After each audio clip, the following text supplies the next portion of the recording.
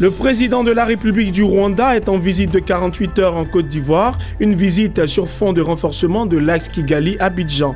Nous nous rendrons également à Kigali pour vous faire découvrir la capitale la plus propre d'Afrique et le leadership de Paul Kagame. Voici pour le sommaire. Mesdames et messieurs, merci de nous rejoindre pour l'actualité panafricaine. Le président rwandais Paul Kagame, par ailleurs président en exercice de l'Union africaine, est en visite officielle de 48 heures en Côte d'Ivoire. Il a été accueilli par son homologue Alassane Ouattara, avec qui il a eu une séance de travail pour renforcer l'axe Abidjan-Kigali. Si les deux hommes se sont félicités des accords et des traités de coopération entre les deux pays, ils ont fait le constat de faibles échanges économiques. Selon des données, en 2017, la valeur des échanges commerciaux était de 81 millions de francs CFA, essentiellement générés par les exportations ivoiriennes vers le Rwanda. Il s'agit donc de changer la donne. D'où la rencontre ce jeudi du président Paul Kagame avec le patronat ivoirien.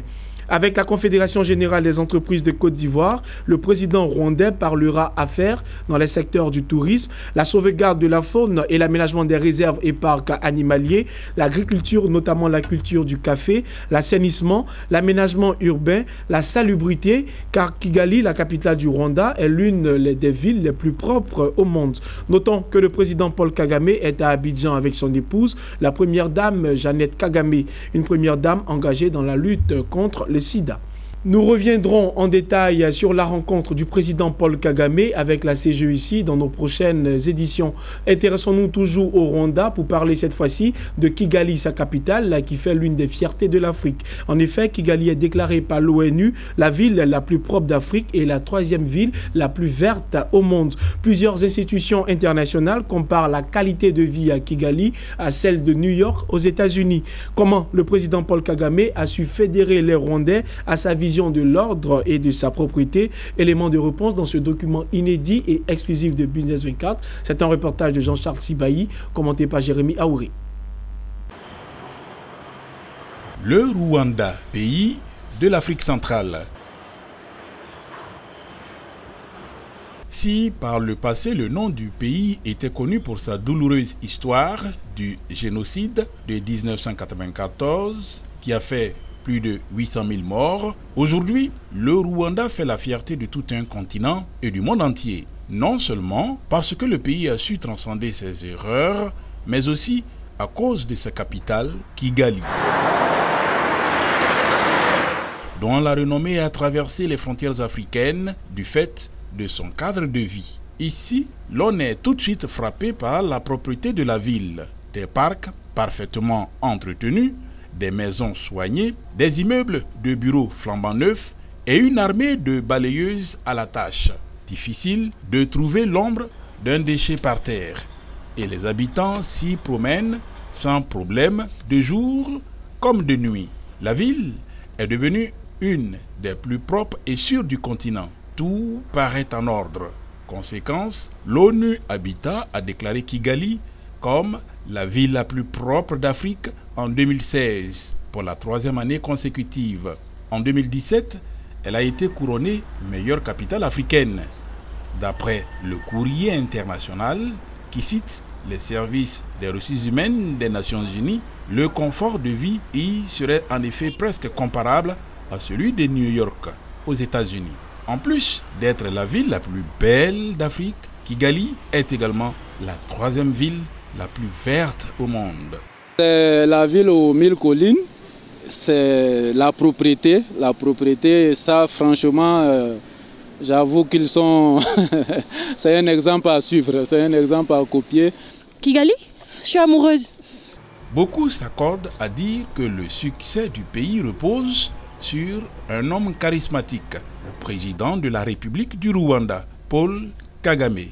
L'homme a su fédérer son peuple autour d'une vision.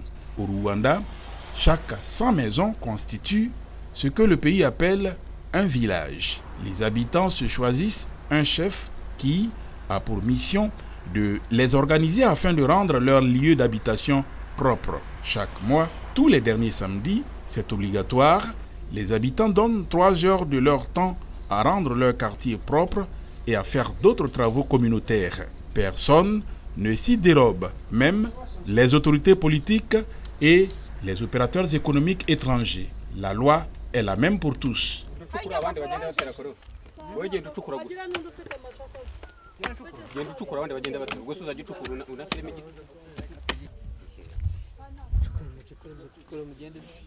Comme ici, dans ce quartier à l'extrémité est de la ville de Kigali, les populations plantent des arbres sur la falaise afin de lutter contre l'érosion. Les Rwandais sont fiers de leur capitale.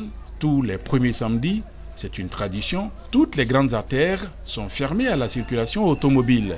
C'est le jour du cross ou de la marche populaire.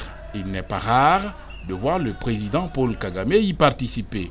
Avec une telle organisation, ce n'est pas surprenant que depuis 2000, le Rwanda affiche une croissance économique de l'ordre de 8% de son PIB. Le Rwanda est aujourd'hui un pays sûr.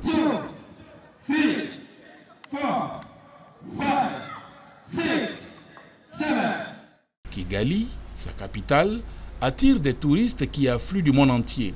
La ville s'est même hissée au 3e rang africain pour les congrès. Plus d'une quarantaine de rencontres continentales et internationales y sont organisées chaque année. Le Rwanda est un exemple pour tous les pays africains. Son président de la République, Paul Kagame, est aujourd'hui le président de l'Union africaine. Comme il a réussi pour son pays, saura-t-il fédérer les autres nations autour d'une vision commune, notamment le projet de création de la zone de libre-échange sur le continent? Ce projet devrait aider les États du continent à réunir leurs propres ressources pour financer le développement de l'Afrique. Seul l'avenir nous le dira. Retour en Côte d'Ivoire, le FPPN, Fonds de prévoyance de la police nationale, a organisé une rencontre de sensibilisation et d'explication aux mutualistes. Objet de ce rendez-vous, rassurer tous les adhérents de l'amélioration des mesures de prise en charge médicale et de l'obtention d'un hôtel médical moderne. Cette réunion s'est déroulée au siège de la mutuelle de la police nationale à Abidjan. Le compte-rendu de Lucien Sbokwa et Aimé Swan, commenté par Corona Sekongo.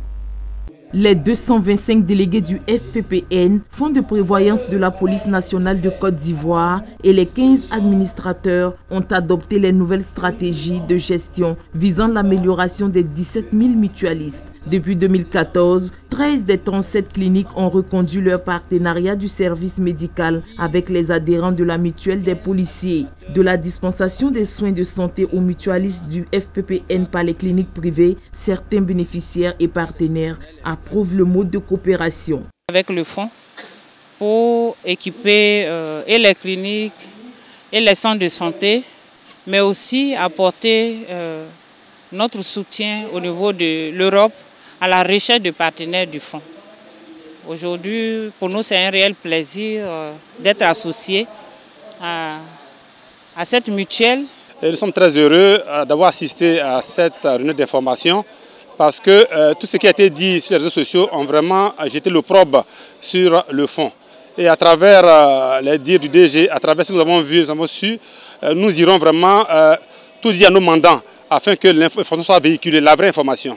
L'actuel conseil de gestion de l'entreprise mutualiste indique avoir construit un hôtel médical avec 20 chambres d'hôtel de 14 lits. Plusieurs services spéciaux serviront aux clients adhérents. Je dis merci aux délégués de relayer l'information et dire que nous allons multiplier cette rencontre. Aujourd'hui, c'est à Abidjan. Demain, quand nous allons rencontrer le conseil d'administration, nous allons demander l'autorisation de le faire dans toutes les préfectures de police de Côte d'Ivoire. Pour que les délégués de ces préfectures aussi relaient l'information et que désormais ne soient pas pris au piège des informations comme ça qui révoltent. Des engagements d'amélioration pour des soins de qualité ont été pris par le conseil d'administration afin d'élargir le partenariat avec 34 centres de santé de proximité partout en Côte d'Ivoire. C'est bientôt les fêtes de fin d'année et pour les commerçants et artisans, c'est une très belle occasion de faire de bonnes affaires. En Côte d'Ivoire, la foire FestiShop a ouvert ses portes aux populations et leur propose divers articles. Lawani Babatunde et Charles Kwaku. Du 18 au 22 décembre prochain, les populations de la ville d'Abidjan sont attendues au FestiShop 2018, ici au quartier 8e tranche, dans la commune de Cocody. 5 jours de bonnes affaires pour les commerçants et artisans présents à cette foire. Ils sont venus présenter divers articles d'usage quotidien. Je fais dans la vente de bijoux et accessoires, fantaisie, plaqués, tout ce qui a trait à la beauté de la femme. Je suis dans la phase de lancement de mes activités et afin de mieux me connaître, de me faire connaître et faire connaître mes produits. Au FestiShop, on propose des vêtements enfants allant de 1 an à 9 ans. On a des vêtements, des sacs à dos, des sacs à main. Le FestiShop, c'est une occasion à ne pas rater parce que là, il y a assez d'articles à découvrir pour ceux qui ne savent pas. De plus en plus aujourd'hui en Côte d'Ivoire, les Ivoiriens s'essaient à l'entrepreneuriat et il faut les encourager. C'est pourquoi nous organisons ce genre d'événement afin que ces artisans puissent promouvoir leurs produits et puissent agrandir leur business. À l'ouverture de la foire commerciale FestiShop, ce n'est pas encore la grande affluence. Quelques clients sont quand même là pour découvrir les objets exposés et faire des achats. On a trouvé plein de choses, mais bon, on a acheté seulement des épices et tout ça pour la cuisine. C'est ce qui nous a plu, donc c'est ce qu'on a pris. Les dames sont bien accueillantes, elles sont gentilles, ça va quoi, ça va. Dans quelques jours, ce sera la Noël et le Nouvel An. 2 moments pour lesquels les populations font le plein de présents pour se souhaiter d'excellentes fêtes de fin d'année. Le Père Noël a quitté le pôle Nord pour le centre de protection de la petite enfance Djako Djoman d'Azito dans la commune de Yopougon et c'est en Côte d'Ivoire. Les mains chargées de cadeaux, le vieil homme à la barbe blanche a procuré un Noël de rêve anticipé aux enfants de petites, moyennes et grandes sections de cette école maternelle. Suivons ensemble l'ambiance qui a prévalu au centre de protection de la petite enfance de Djako Djoman dans la commune de Yopougon avec nos reporters. Et revoilà la période de Noël. Une période qui remplit l'air d'atmosphère joyeuse et permet aux enfants de se voir offrir des présents. En Côte d'Ivoire, la société Azito OEM n'a pas dérogé à la tradition. Le Père Noël est venu en personne rendre une petite visite aux écoliers du centre de protection de la petite enfance Djako Djoman d'Azito de Yopougon. Sous des acclamations, dans la foulée, il a procédé à la distribution de cadeaux à tous les écoliers des petites, moyennes et grandes sections de l'école maternelle. À tour de rôle, chaque petit veut profiter d'un instant magique.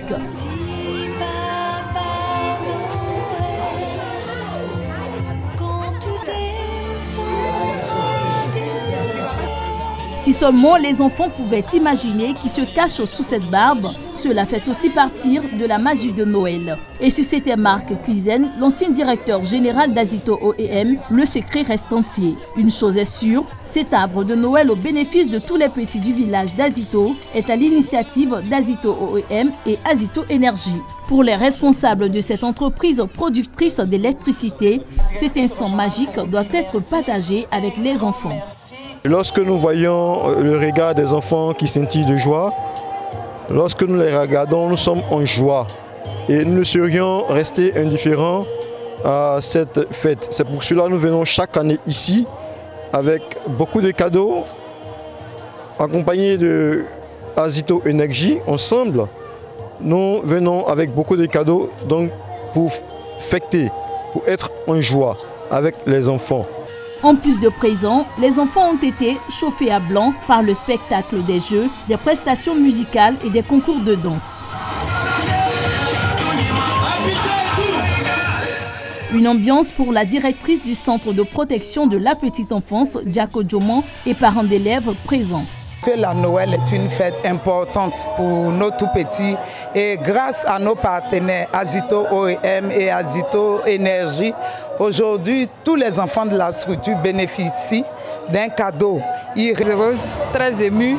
Voilà, cela fait 3 ans que j'ai des enfants ici chaque année. Vraiment, je suis épatée. Merci Père Noël. L'arbre de Noël au centre de protection de la petite enfance Diako Jomon d'Azito de Yopougon est à sa 7e édition. Les sociétés Azito OEM et Azito Énergie y mettent un point d'honneur.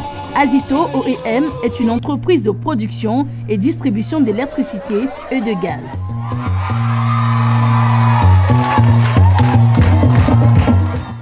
C'était un reportage signé Ariane Touré et Marius Seri. Rendons-nous à présent à Bangolo dans l'ouest de la Côte d'Ivoire. Eh bien, après les élections locales et régionales, place aux passations de charges. À Bangolo, Tétémonon Évariste, maire sortant, et Ga Yemoli Arsène, maire entrant, ont procédé à la passation de charges dans les locaux de la préfecture sous la supervision du préfet du département. Le nouveau maire de Bangolo promet changer le visage de sa commune. Reportage de Théodore Kanga. Le vainqueur des élections municipales du 13 octobre dernier, Ga Yemoli Arsène, et le maire sortant, Sat Évariste, ont procédé le mardi 18 décembre dans les locaux de la préfecture de Bangolo à la cérémonie de passation des charges en présence de plusieurs conseillers municipaux et d'adjoints au maire. Cette cérémonie qui officialise la prise de fonction du nouveau maire de Bangolo s'est déroulée dans une ambiance de convivialité. Prenant la parole, le maire sortant a d'abord exprimer toute sa reconnaissance et ses remerciements au préfet et à l'ensemble des populations de Bangolo pour leur soutien durant son mandat. Par ailleurs, il a demandé aux populations de Bangolo de soutenir les actions du maire entrant. Je suis très heureux qu'il soit mon successeur. Donc je lance un appel à tous les cadres et élus, à toute la population de Bangolo dans sa composante, de soutenir Garoger, de l'accompagner jusqu'à ce qu'il réussisse son mandat. Et plus le mandat de Roger réussit, plus Bangolo va de l'avant.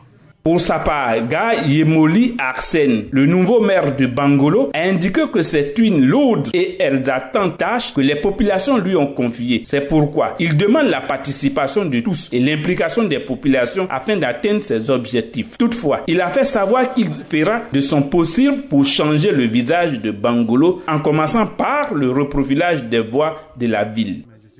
J'ai plusieurs priorités pour Bangolo. Plusieurs priorités. Bangolo, il n'y a pas de route. Je pense que, et surtout la salubrité.